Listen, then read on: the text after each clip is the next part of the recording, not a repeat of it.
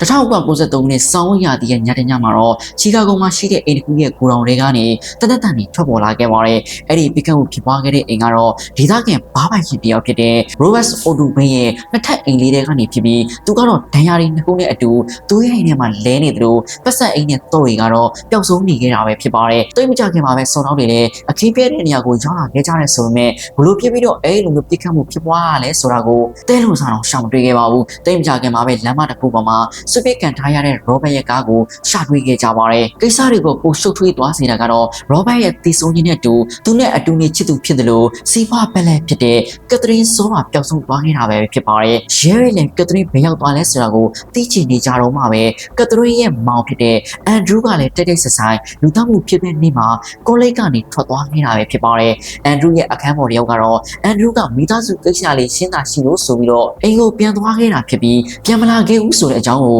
Jerry ကိုပြောပြခဲ့ပါတယ်။ဆိုတော့ကက်သရင်းနဲ့ Andrew ကဘယ်သူတွေလဲ Robert အသက်ခံရတဲ့အမှုနဲ့ရောသူတို့တွေကဘယ်လိုမျိုးပတ်သက်နေကြတာလဲဒီမှုရဲ့နောက်ွယ်မှာရောဘယ်လိုလှုပ်ဝက်ချက်တွေများရှိပြီးတော့ဘာတွေများစဖြစ်သွားလဲဆိုတဲ့ပတ်သက်ပြီးရီလေးကိုကြည့်ရှုပြီးတော့အဖြေရှာလိုက်ကြပါဦးဗျ။စောဆိုတဲ့မိသားစုကတော့1990ကာလတွေမှာကိုရီးယားကနေအမေရိကန်နိုင်ငံကိုပြောင်းရွှေ့အခြေချခဲ့တဲ့သူတွေနဲ့ဖြစ်ပါတယ်။အာရှတိုက်ကမိသားစုတွေဖြစ်တဲ့အလျောက်စီကံတိကျရတဲ့အထက်မှာအိမ်တော်အိုးစီးဖြစ်တဲ့ Ronnie စောကတော့မိသားစုထဲမှာပိုရှိဦးဆန်ပြီးကလေးတွေအကြရဆုံးလူတစ်ယောက်လည်းဖြစ်ပါတယ်။ Ronnie ကစစ်တပ်မှာတာဝန်ထမ်းဆောင်ခဲ့တဲ့လူဖြစ်တယ်လို့မိသားစုအတိုင်းဝိုင်းကြီးကနေလာတာဖြစ်တာကြောင့်ကလေးတွေအပေါ်မှာတမ်းပြီးစီကံတွေနဲ့ထိချောင်းခဲ့တာပဲဖြစ်ပါတယ်။အစာပိုင်းမှာတော့သူတို့ရဲ့မိသားစုတွေကအဆင်ပြေနေခဲ့တဲ့ဆိုပေမဲ့လည်းတရက်မှာတော့အကြီးဆုံးသားတွေကမတော်စားမှုတစ်ခုကြောင့်ဆုံးမသွားခဲ့ပါတော့တယ်။တာဖြစ်သူကွယ်လွန်သွားတာကြောင့်စိတ်တကိုက်မှုဖြစ်နေတဲ့မိခင်ဖြစ်သူ Elizabeth ကိုအမျိုးသားဖြစ်တဲ့ Ronnie ကလက်သိမ့်ပေးရမယ့်အစားသူ့အတွက်နောက်ထပ်သားတစ်ယောက်ထပ်မွေးပေးဖို့တောင်းဆိုခဲ့ပါတယ်။အာရှသားတွေရဲ့ထုံးစံတိုင်းတားယောက်ျားလေးအထူးသဖြင့်တားဦးကိုသမီးမိတ်ကလေးတဲ့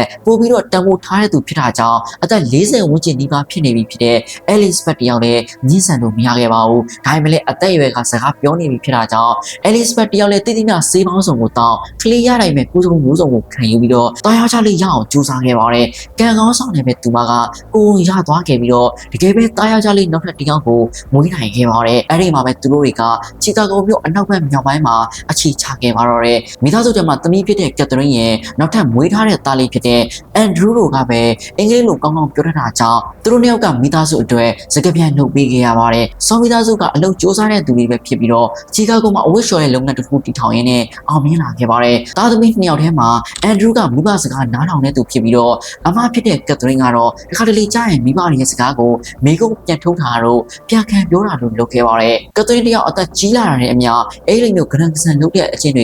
ကပိုဆိုးလာခဲ့ပြီးတော့လိမ်ပြောတာတွေအိမ်ကနေထွက်သွားဖို့စ조사တာတွေလုံးလာတဲ့အထိဖြစ်လာခဲ့ပါတယ်။တစ်ဖက်မှာတော့ Andrew ကသူ့ရဲ့မိဘတွေပုံသွင်းခဲ့တဲ့အတိုင်းရိုးရအစင်လာတွေကိုထိမ့်သိမ့်လိုက်လာပြီးတော့မိသားစုကနားထောင်တဲ့သားလိုက်မှလေးတယောက်ဖြစ်လာခဲ့ပါတယ်။သူကမိဘရဲ့စီဝါရေးကိုကူညီရုံနဲ့မကားသေးပဲနဲ့ပညာရေးမှလည်းမိဘတွေညှော်မှန်းထားတာတက်တောင်ပို့ပြီးတော့ဖြစ်ထွန်းအောင်စ조사ခဲ့ပြန်ပါတယ်။အဲလိုနဲ့ Andrew တယောက်မိဘတွေရဲ့အချစ်တော်လေးဖြစ်လာခဲ့ပြီးတော့ကက်သရင်းကတော့မိဘတွေနဲ့တဖြည်းဖြည်းပို့ပြီးတော့ဝေးကွာလာခဲ့ပါတယ်။ဒီရက်မှာတော့အိမ်တော်ဦးစီးဖြစ်တဲ့ Ronnie တယောက်အစာရင်ကင်ဆာရောဂါနဲ့အိမ်ရထဲမှာလဲသွားခဲ့ပါတယ်။သူ့ရဲ့နောက်ဆုံးနေ့ရက်တွေမှာလည်း Andrew နဲ့မိခင်ဖြစ်သူတို့ကပဲပြုစုဆောင်ရှောက်ပေးခဲ့ရတာဖြစ်ပြီးတော့ကက်သရင်းကတော့အဖေကိုတစ်ခါတော့ပြန်လာမကြည့်ခဲ့ပါဘူး။ Ronnie တယောက်ကွန်လွန်သွားပြီးတဲ့နောက်မှာတော့အိမ်တော်ဦးစီးတောင်က Elizabeth ရဲ့ဖုန်းပေါ်ကိုကြောက်ရောက်လာခဲ့ပါတယ်။ Elizabeth ကတော့ Ronnie လို့မဟုတ်ဘဲနဲ့သမီးဖြစ်သူနဲ့ပြန်အဆင်ပြေအောင်ကြိုးစားတာတို့အပြင်သွားရဲ့မုံမို့ထုတ်ပေးတာတို့တွေလုပ်လာခဲ့ပါတယ်။အဲဒီအချိန်မှာတော့ကက်သရင်းကအမျိုးသားတယောက်နဲ့ဂျင်မာဆုံးတွေ့ပြီးတော့ချစ်သူတွေဖြစ်နေခဲ့တာပဲဖြစ်ပါတယ်။အဲဒီတော့ကက်သရင်းကအသက်16နှစ်ပဲရှိသေးပြီးတော့သူမရဲ့ချစ်သူဖြစ်တဲ့ Robert Odubin ကတော့သူမတက်9နှစ်ကြီးတာပဲဖြစ်ပါတယ်။ Elizabeth ကတော့အဲဒီကိစ္စနဲ့ပတ်သက်ပြီးဘာမှဝန်စွပ်ဖက်တာမျိုးမလုပ်ခဲ့ပါဘူး။အဲဒီလိုနဲ့အရာအားလုံးကအဆင်ပြေသွားပြီလို့ထင်နေတော့မှပဲနောက်နှစ်အနည်းငယ်ကြာမှာတော့ Elizabeth တယောက်ရဲစစ်စစ်အသက်ခံလိုက်ရပါတော့တယ်။မိဘတွေမရှိတော့တဲ့ Andrew လေးလည်းအသက်18နှစ်ပဲရှိသေးတဲ့ကက်သရင်းရဲ့ဆောင်းရှောက်မှုအောက်မှာဆက်နေခဲ့ရပါတယ်။အဲဒီအချိန်မှာ Robert Odubin နဲ့သူ့ကိုနှစ်သိမ့်ပေးခဲ့တယ်ဗျ။ Elizabeth ရဲ့အ မှုနဲ့ပတ်သက်ပြီးဆက်စချင်းမှာတော့ရဲတွေကဓမြတိုင်းရင်လူတက်မှုဖြစ်သွားတာလို့ထင်ခဲ့ကြတာပဲဖြစ်ပါတယ်။ဒါပေမဲ့လည်းစုံစမ်းစစ်ဆေးမှုတွေဆက်လုပ်ရင်းအဲဒီကိစ္စကမတော်တဆမှုပုံပဲနဲ့ကိုကြီးကိုတာကိစ္စကြောင့်ကျူးလွန်ခဲ့တဲ့ဆိုတာကိုထင်ရှားလာခဲ့ပါတယ်။ပြဿနာကတော့ကလေးတွေအပါအဝင်အဲဒီမှုနဲ့ပတ်သက်တဲ့လို့ထင်ရတဲ့လူတိုင်းမှာအလီဘိုင်ခိုင်ခိုင်လုံလုံရှိနေတာကြောင့်ရဲတွေလည်းဘာမှမတတ်နိုင်ခဲ့ပါဘူး။အဲဒီကိစ္စမှာအမျက်ထပ်သွားတဲ့သူကတော့ကက်သရင်းပဲဖြစ်ပါတယ်။ဘာလို့လဲဆိုရင်တော့သူမကအမေဖြစ်သူရဲ့အသက်အာမခံကြီးတွေအနေနဲ့ဒေါ်လာ8သိန်းရသွားခဲ့တာပဲဖြစ်ပါတယ်။အဲဒီပတ်စံတွေကိုတုံးပြီးတော့ကက်သရင်းနဲ့ရောဘတ်တို့မြောက်ကမျိုးထဲမှာပဲကလပ်မက်ထရိုပိုလစ်ဆိုတဲ့ဘာတစ်ခုကိုဖွင့်ခဲ့ပြီးတော့အောင်မြင်သွားခဲ့ပါတယ်။အထက်ကျောင်းသားလေးဖြစ်တဲ့အန်ဒရူကတော့ကောလိပ်ဆက်တက်ဖို့အတွက်ပညာသင်စုတွေရခဲ့ပြီးတော့အဲဒီမှာပဲစီးပွားရေးနဲ့ဂျပန်ဘာသာတို့ကိုသင်ကြားခဲ့ပါတယ်။တိတ်မချခင်မှာပဲကက်သရင်းနဲ့ရောဘတ်တို့ဆိုရဲကလည်းအတူနေကြဖို့ဆုံးဖြတ်ခဲ့ပါတယ်။မိဘမျက်နှာငမ်းမွနေတဲ့အန်ဒရူကတော့တီးခဲ့တာအချိန်ကြာပြီဖြစ်တယ်လို့သူတို့လမ်းညွှန်ပေးတာတွေအားပေးတာတွေလုပ်ပေးခဲ့တဲ့ရောဘတ်ကအဖေတယောက်လိုဖြစ်လာခဲ့ပါတယ်။ဒါပေမဲ့လည်းအဲဒီလိုမျိုးပျော်ဆုံးမှုဖြစ်နေတော့မှပဲကက်သရင်းကအန်ဒရူးစီကိုဖုန်းလက်ဆက်ခဲ့ပြီးတော့သူနဲ့ရောဘတ်တို့အစင်မေချောင်းတွေကိုခဏခဏလှမ်းပြောခဲ့ပါတယ်။တရက်မှာတော့ကက်သရင်းကအန်ဒရူးကိုလေးလံစာစားဖို့နှမ်းဖော်ခဲ့ပြီးတော့ရောဘတ်ကသူ့မအပေါ်အနိုင်ကျင့်ပါတယ်ဆိုပြီးတော့ပြောလာခဲ့ပါတယ်။အဲ့ဒါတွေနဲ့မကတဲ့ပဲနဲ့အမေဖြစ်သူကိုတတ်ဖို့ကသူမရဲ့အကြံဖြစ်တဲ့ဆိုပေမဲ့ရောဘတ်ကတကယ်လုပ်လိမ့်မယ်လို့မထင်ထားခဲ့ဘူးဆိုပြီးတော့လည်းပြောပြလာခဲ့ပါတယ်။တောက်ပြီးသူမအနေနဲ့ရောဘတ်ကနှိမ့်ဆက်တာကြောင့်လမ်းခွဲကျင်ခဲ့တယ်ဆိုပေမဲ့လည်းအဲ့လိုမလုပ်ခင်မှာလူသက်မှုမှာကြံရပါဆိုပြီးတော့ရဲတိုက်ခံရမှာကိုကြောက်တယ်ဆိုပြီးတော့လည်းအန်ဒရူးကိုပြောပြလာခဲ့ပါတယ်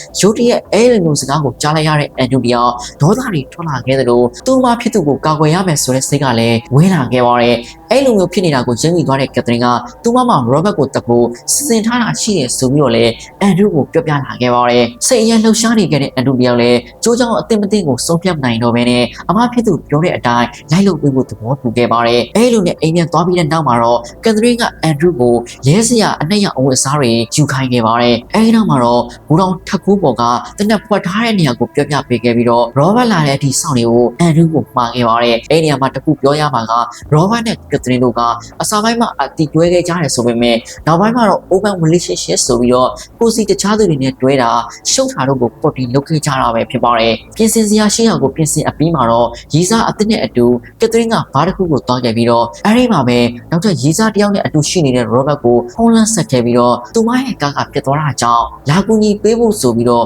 ပြောလာခဲ့ပါတယ်။ရောဘတ်လည်းသူ့ရဲ့ကားကိုယူဖို့အိမ်မှာရှိတဲ့ကိုတော်နဲ့ကိုဝင်သွားခဲ့ပါတယ်။အဲဒီမှာပဲထပ်ကူးမှပုံနေတဲ့အန်ဒရူးကတနက်နဲ့ပြန်ပစ်လိုက်ပါတော့တယ်။အဲဒီလောက်နဲ့လည်းမကြည့်နေသေးပဲနဲ့လဲကျသွားတဲ့ရောဘတ်ကိုတေချာသွားအောင်ဆိုပြီးတော့ခဏကိုနောက်တစ်ချက်ထပ်ပစ်ခဲ့ပါတော့တယ်။အဲဒီလိုမျိုးလုပ်ပြီးမှတော့အန်ဒရူးကရောဘတ်ရဲ့ကားကိုစီးသွားပြီးတော့လမ်းတင်နေရမှာပြစ်ထားခဲ့ပါတယ်။အဲဒီနောက်မှာတော့ကားတစ်စီးကိုကားစီးသွားခဲ့ပြီးတော့ထပ်ပြေးသွားခဲ့ပါတော့တယ်။ဒါပေမဲ့လည်းတိတ်ကြခင်မှာယူရစ်ကအန်ဒရူးကိုဖမ်းမိသွားခဲ့ပြီးတော့ကက်သရင်းကတော့လုံးဝကိုဖမ်းမမိအောင်ထွက်ပြေးသွားနိုင်ခဲ့ပါတော့တယ်။ကက်သရင်းကရုံးကြီးတွေမှာလည်းရှင်းတွေကနေတစင်မဲ့ဆက်သွယ်ပြောဆိုမယ်ဆိုပြီးတော့ပြောလာခဲ့ပါတယ်။အဲ့ဒါနဲ့တရားရုံးကလည်းသူမမှာပါပဲနဲ့အမှုစစ်ဆေးခဲ့ရပြီးတော့ကက်သရင်းကိုဖမ်းဝင်ရထုတ်ခဲ့ပါတော့တယ်။အဲဒီနောက်မှာတော့တရားသူကြီးကကက်သရင်းကိုလက်နက်လူရန်မှုနဲ့လူတက်မှုတို့ရဲ့အပြစ်ရှိကြောင်းကိုဆုံးဖြတ်ခဲ့ပါတယ်။ဒီအမှုကြောင့်သူမကအဖမ်းခံတဲ့အချိန်ကျရင်ထောင်နဲ့တသက်ကျွန်းကြာခံသွားရမှာပဲဖြစ်ပါတယ်။အဲဒီလိုမျိုးအမှုဖြစ်နေတဲ့အချိန်လေးမှာကက်သရင်းကဟာဝိုင်မှာရုပ်ဖြတ်ပြီးတော့ပုံနေခဲ့တာပဲဖြစ်ပါတယ်။အဲဒီမှာပဲသူမကရေလိုက်စီသူမတယောက်ဖြစ်တဲ့သူမရဲ့ရီစာအသစ်ကိုသူမအတွက်အကောင့်စားကွန်ဒိုတခန်းတော်ဝယ်ခိုင်းထားခဲ့ပါသေးတယ်။ဒါပေမဲ့လည်း1996ခုနှစ်ဇန်နဝါရီလမှာတော့ American နိုင်ငံရဲ့အလို့ရှိသောရာဇဝတ်သားဆိုတဲ့ TV season မှာသူမရဲ့ပုံမှာပါလာခဲ့အပြီးမှာတော့ကက်သရင်းလည်းထပ်ပြီးတော့ပြေးနေလို့မရတော့တာကိုသဘောပေါက်သွားခဲ့ပါတယ်။အဲဒီလိုနဲ့ပဲအဲ့ဒီမန်လာမှာတော့သူမက FBI ဌာနခွဲတစ်ခုမှာကိုယ်တိုင်တွားရောက်အဖမ်းခံခဲ့ပြီးတော့တိတ်မချခင်မှာပဲထောင်နဲ့တက်ကြီးဆုံးကြာသွားခဲ့ပါတော့တယ်။ဒီအမှုမှာတကယ်ကိုမိသားစုဖြစ်သွားခဲ့ရတာကတော့အန်ဒရူးပဲဖြစ်ပါတယ်။ရဲတွေလည်းသူ့အနေနဲ့ဘာကြောင့်ရောဘတ်ကိုတက်ခဲ့ရလဲဆိုပြီးတော့စစ်စစ်မေးမြန်းခဲ့တဲ့အခါမှာတော့အဖြစ်မှန်ကိုသဘောပေါက်သွားခဲ့ကြပြီးတော့ကက်သရင်းရဲ့အသုံးချခံဖြစ်ရတဲ့အတွက်အန်ဒရူးကိုတနာသွားခဲ့ကြပါတယ်။တကယ်တော့ကက်သရင်းကရောဘတ်ရဲ့အသက်အာမခံကြီးတွေဖြစ်တဲ့ဒေါ်လာ2သိန်းဝန်းကျင်ကိုလူချင်နေတာကြောင့်အဲ့လိုမျိုးလုပ်ခိုင်းခဲ့တာပဲဖြစ်ပါတယ်။ရဲတွေနဲ့မကားသေးမနဲ့တချို့လူတွေလည်းဘဝမှာတစ်ခါမှရာဇဝတ်မှုမကျူးလွန်ဘူးတယ်လို့တကယ်ကိုတောက်ပတဲ့အနာဂတ်တစ်ခုကိုပိုင်ဆိုင်ထားတဲ့အန်ဒရူးကိုဝိုင်းတနာခဲ့ကြပါတယ်။ဒါပေမဲ့လည်းသူကလူသတ်မှုကျူးလွန်ခဲ့တဲ့သူတစ်ယောက်ဖြစ်တာကြောင့်ထောင်နဲ့280ကြာခံနေရတာပဲဖြစ်ပါတယ်။အန်ဒရူးကထောင်ထဲမှာလည်းဆက်ပြအကျဉ်းသားတစ်ယောက်အဖြစ်ကောင်းကောင်းမွန်မွန်နေထိုင်ခဲ့ပြီးတော့သတင်းဌာနတွေကလုပ်တဲ့အင်တာဗျူးတွေမှာလည်းသူ့အနေနဲ့ဘဝမှာနောက်ထပ်အခွင့်အရေးတစ်ခုရချင်ပါတယ်ဆိုပြီးတော့ပြောပြခဲ့ပါတယ်။အဲ့လိုလည်းပဲသူ့အနေနဲ့ထောင်နဲ့30လောက်ကြာခံပြီးဖြစ်တဲ့2024ခုနှစ်ဇန်နဝါရီလမှာတော့အန်ဒရူး Andrew ကနေနေတိုင်းမှာရှိတဲ့အကျဉ်းထောင်ကနေထောင်နှံရှော့ဘော့အမိန့်တွေနဲ့ပြန်လွတ်လာခဲ့ပါတယ်သူ့ကိုသူ့ရဲ့ရှင်းနေတဲ့အပေါင်းဝင်အားပေးနေကြတဲ့လူ6ယောက်ကလာကြိုခဲ့ကြပြီးတော့အဲ့ဒီမှာ Andrew လည်းတော်တော်လေးကိုပျော်နေခဲ့ရပဲဖြစ်ပါတယ်လက်ရှိမှာတော့အဲ့ဒီရှင်းနေကပဲ Andrew ကိုနေစံနေရာပေးထားပြီးတော့ဝါတက်တက်ကိုစတင်နိုင်အောင်ကူညီပေးနေခဲ့ရပဲဖြစ်ပါတယ် Robert အသက်ခံရတဲ့အမှုကတော့အဲ့လိုမျိုးအဆုံးသတ်သွားခဲ့တဲ့ဆိုပေမဲ့လည်းအဆုံးသတ်မသွားခဲ့တာကတော့ Elizabeth အသက်ခံရတဲ့အမှုပဲဖြစ်ပါတယ် Jerry ကတော့ Elizabeth ရဲ့တည်ဆုံမှုမှာ Catherine ပါဝင်ပတ်သက်နေနိုင်တယ်ဆိုပြီးတော့တန်တရားရှိနေတော့ပဲဖြစ်ပါတယ်ဒါပေမဲ့လည်း Catherine မှာကအလေးပိုင်းခိုင်ခိုင်လုံလုံရှိနေတာကြောင့်သူ့ဘာကိုဘာမှထပ်တင်လို့မရခဲ့ပါဘူးပြီးခဲ့တဲ့နှစ်တွေအတွင်းမှာတော့အာဏာပိုင်တွေက Elizabeth တည်ဆုံနေရကနေရရှိခဲ့တဲ့တပ်တွေအားလုံးကိုပြန်လည်စစ်ဆေးခဲ့ပြီးတော့တန်တရားတရားကိုရှာဖွေဖို့ပြန်လည်စူးစမ်းခဲ့တဲ့ဆိုပေမဲ့နောက်ထပ်သိထားရတဲ့သတင်းအရတော့ဆက်သက်မှုတွေကနေဘာတင်းတော်စားကုန်မှမရတာကြောင့်ဒီမှုကဖြစ်ရှင်းလို့မရတဲ့အမှုတစ်ခုဖြစ်နေသေးတော့မယ်လို့သိရှိရတယ်ဗျအန်ဒရူရဲ့ဖြစ်ကိုလေ့လာကြည့်မယ်ဆိုရင်သူ့အယုံကြည်အားဆုံးလူကသူ့ကိုရဲရဲဆက်ဆက်လှည့်ပြပြီးတော့အတုံးချသွားတာကိုတွေ့မြင်နိုင်မှာပဲဖြစ်ပါတယ်ကက်သရစ်အနေနဲ့တခြားအကြောင်းပြချက်တွေရှိမရှိဆိုတာကိုတော့တခြားမသိရဘူးဆိုပေမဲ့အဲ့ဒီအကြောင်းပြချက်တွေထဲမှာအသက်အာမခံကြီးလိုချင်တာကလည်းပါဝင်နေသေးတာကအသေးချောပဲအဲ့ဒါကြောင့်ပဲဝင်နဲ့ပတ်သက်လာရင်လူတွေရဲ့စိတ်ကမထင်ထားမလားအောင်ပြောင်းလဲသွားတာကိုသတိပြုကြဖို့နဲ့လောကကြီးမှာဘယ်သူမှမက်ဆေ့စုံမိတ်ယုံပြီးတော့မယုံကြဖို့နဲ့အန်ဒီရဲ့ဆိုတာမျိုးကနေရာမျိုးစုံမှာရှိနေတဲ့အကြောင်းသတိချကြဖို့တိုက်တွန်းရင်ဒီဝီလေးကိုဒီမှာပဲအဆုံးသတ်လိုက်ပါတယ်မိတ်ဆွေတို့အနေနဲ့ရောဒီမှုနဲ့ပတ်သက်ပြီးဘယ်လိုထင်မြင်ကြလဲဆိုတာကိုကွန်မန့်မှာဝင်ပြပေးသွားခဲ့ကြပါအောင်ဗျာဝီလေးကိုစုံကြည့်ချူလို့အားလုံးကိုကျေးဇူးတင်ပါတယ်